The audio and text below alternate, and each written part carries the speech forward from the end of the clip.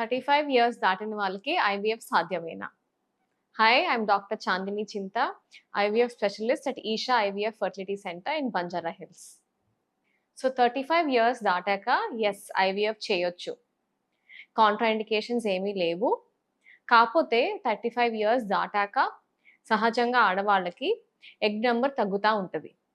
Egg number తగ్గకపోయినా కొంతమందికి quality తగ్గుతది. ఇంకొంతమందికి జెనెటిక్ ప్రాబ్లమ్స్ ఏమన్నా వచ్చే ఛాన్స్ ఉంటది. అది న్యాచురల్‌లో ప్రెగ్నెన్సీ అయినా సరే, ఐవీఎఫ్ ప్రెగ్నెన్సీ అయినా సరే. ఆల్సో ఐవీఎఫ్ కూడా సక్సెస్ రేట్ మనం ఎప్పుడు 100% చెప్పలేము. ఏజ్‌తో పాటు తగ్గుతా ఉంటది.